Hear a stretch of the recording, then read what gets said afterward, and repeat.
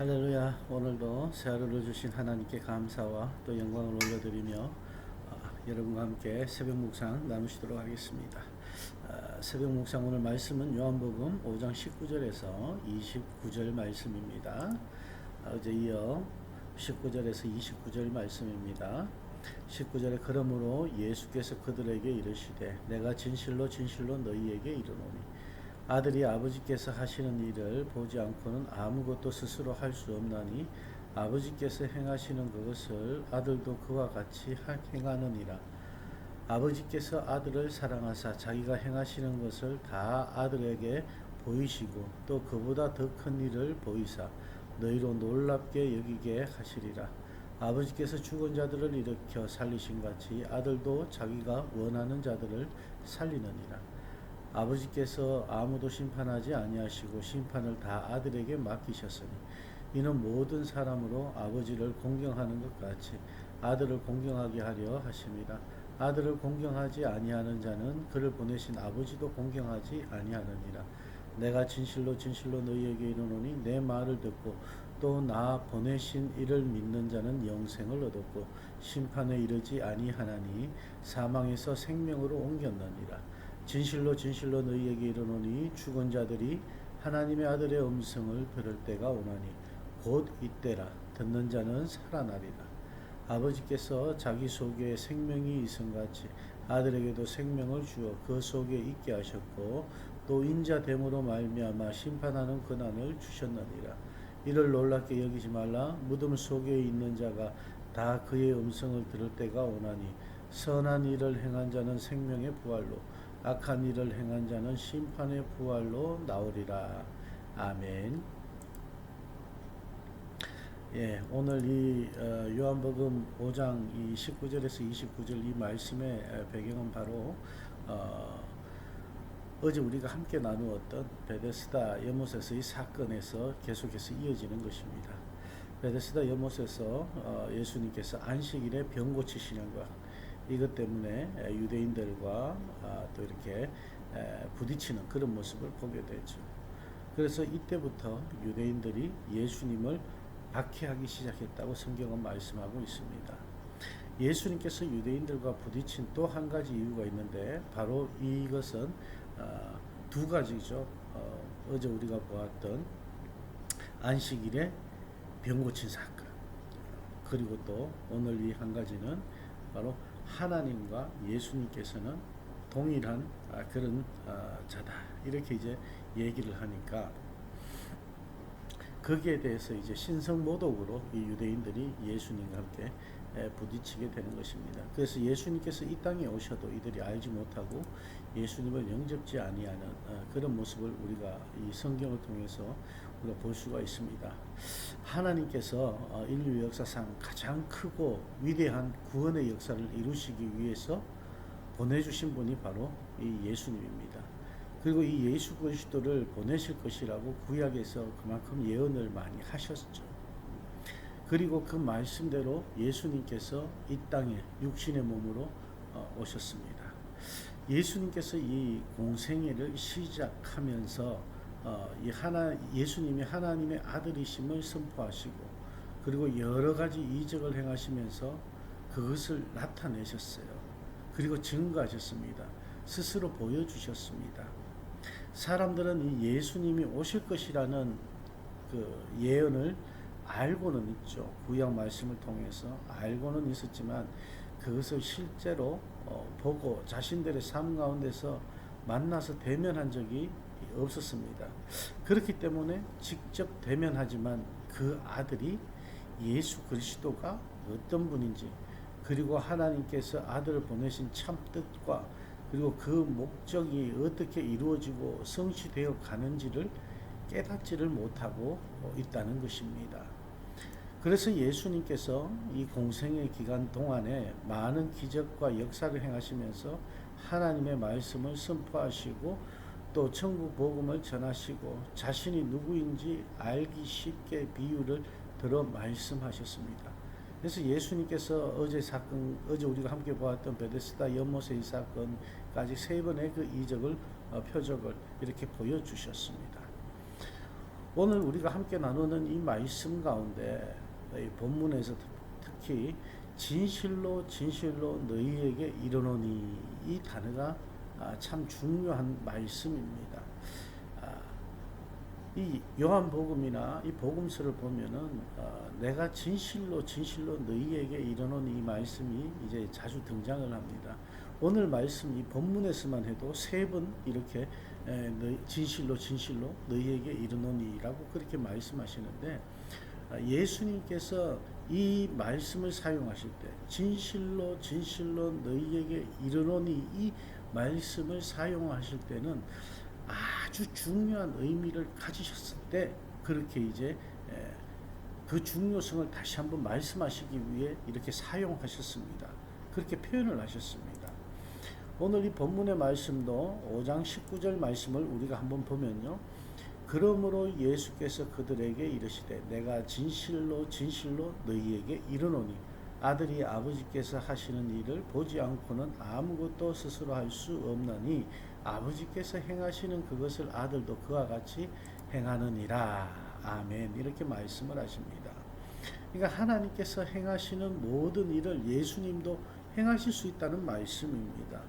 전지전능하신 하나님의 아들이신 이 예수 그리스도 또한 전지전능하시다는 것을 말씀하고 있는 것입니다. 이 말씀은 창세 전부터 천지를 창조하실 때도 그리고 구약의 시대에도 예수님은 성부 하나님과 그 모든 순간을 함께 하셨다는 말씀입니다. 그러니 예수 그리스도 또한 전능하신 성자 하나님으로서 모든 만물과 영혼을 주관하시고 찬양받으실 권한이 있으신 분이라는 말씀이죠. 그리고 이 말씀 속에서 예수님께서는 하나님이시라는 것을 분명히 밝히고 계십니다. 그리고 예수 그리스도를 믿는 것만이 유일한 구원의 길이라고 그렇게 말씀을 하시는 것이죠. 오늘 본문 말씀 20절 말씀에도 보면요. 아버지께서 아들을 사랑하사 자기가 행하시는 것을 다 아들에게 보이시고 또 그보다 더 큰 일을 보이사 너희로 놀랍게 여기게 하시리라. 여기에 보면 더 큰 일을 보이신다라는 이 말씀이 나옵니다. 더 큰 일은 바로 생명을 건지는 것, 부활을 말씀하고 계신 것입니다. 그리고 21절에 이어서 보면요. 아버지께서 죽은 자들을 일으켜 살리신 같이 아들도 자기가 원하는 자들을 살리느니라.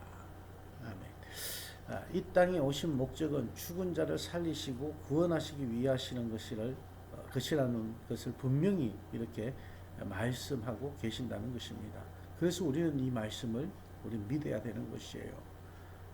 이 땅에 오신 목적을 분명히 말씀하십니다. 그래서 24절에 말씀합니다. 뭐라고요? 내가 진실로 진실로 너희에게 이르노니 내 말을 듣고 또 나 보내신 이를 믿는 자는 영생을 얻었고 심판에 이르지 아니하나니 사망에서 생명으로 옮겼느니라. 아멘. 근데 29절의 말씀을 보면요. 선한 일을 행한 자는 생명의 부활로 악한 일을 행한 자는 심판의 부활로 나오리라고 하신 이 말씀을 때로 잘못 이해하는 사람들이 있습니다. 여기서 말씀하시는 선한 일과 악한 일이라는 것은 우리의 행위를 말씀하시는 것이라기보다 선한 일은 예수 그리스도를 믿는 것을 말씀하시는 거예요. 그리고 악한 일은 하나님을 믿지 않는 것을 말씀하고 있는 거예요. 하나님이신 예수 그리스도를 믿지 않는 것을 오늘 말씀하실 때 악한 일이라고 그렇게 말씀하시는 것이고 예수 그리스도를 믿는 것은 선한 일을 행하는 자라고 그렇게 이제 말씀을 하고 계신 것입니다. 그래서 우리가 예수 그리스도를 믿고 생명의 부활로 믿지 않고 멸망에 들어가는 그런 삶이 있다는 것을 우리 믿고 나가야 된다는 것입니다. 사랑하는 여러분, 우리가 하나님께서 주신 그 생명을 지니고 이 땅에 태어났다면 우리의 삶의 존재 또한 하나님께 속해 있다는 것을 우리는 알아야 됩니다.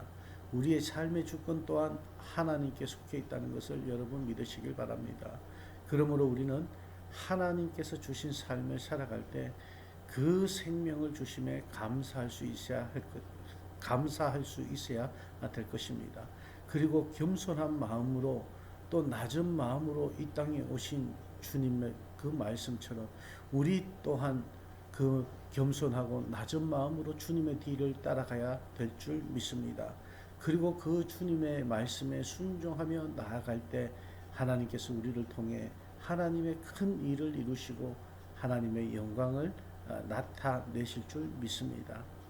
하나님의 말씀을 따르며 그 길을 따르는 자들에게 하나님께서는 반드시 지혜와 명철을 주시는 것입니다.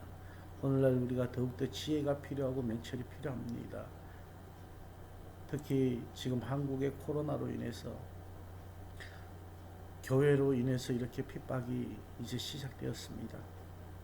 교회로부터 시작이 되어서 우리가 하나님 앞에 올바른 지혜자로 서지 못할 때 이러한 어려움을 겪게 된다는 것입니다.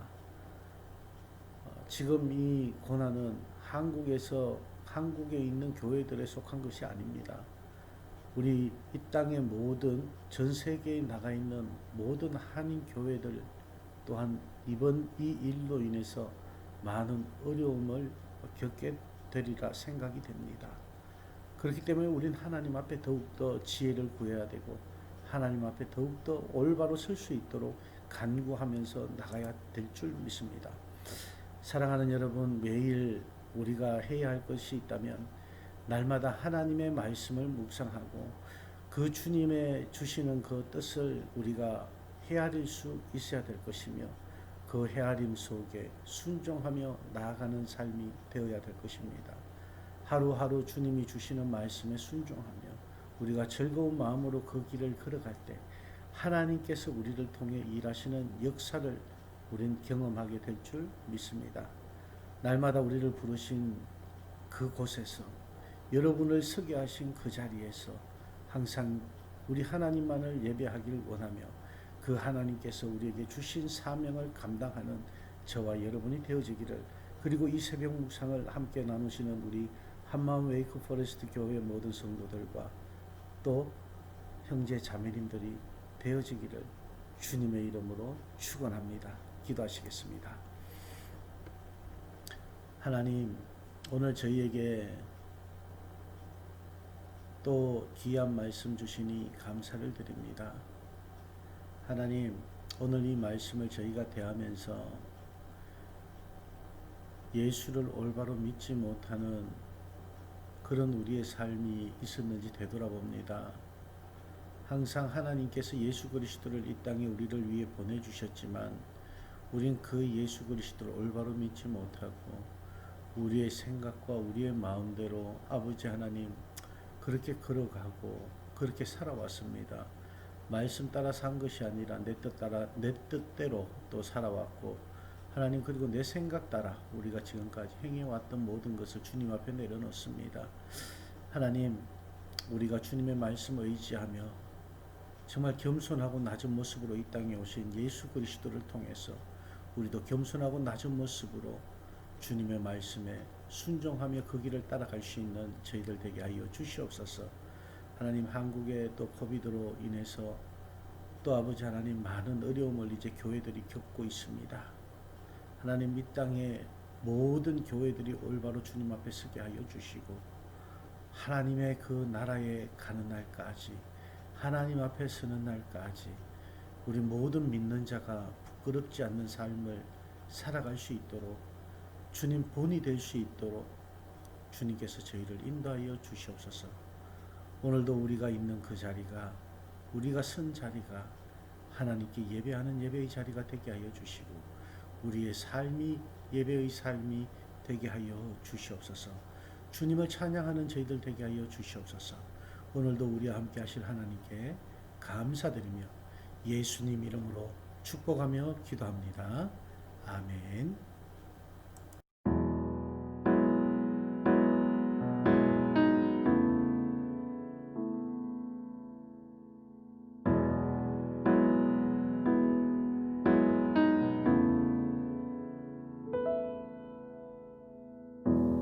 따스한 성령님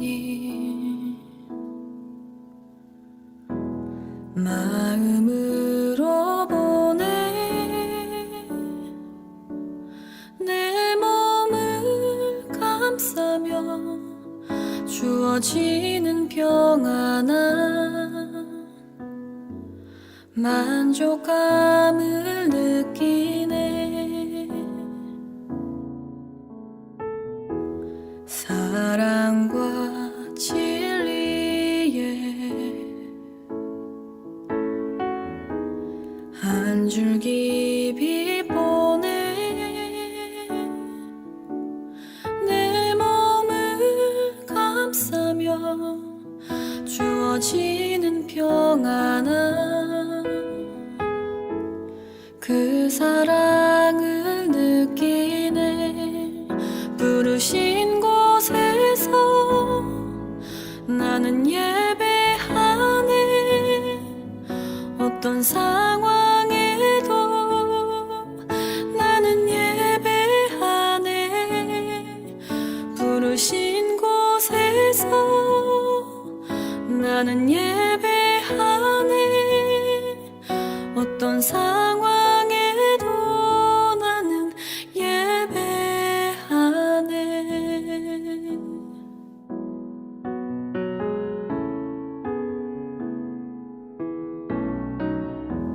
사랑과 진리에 한 줄기 빛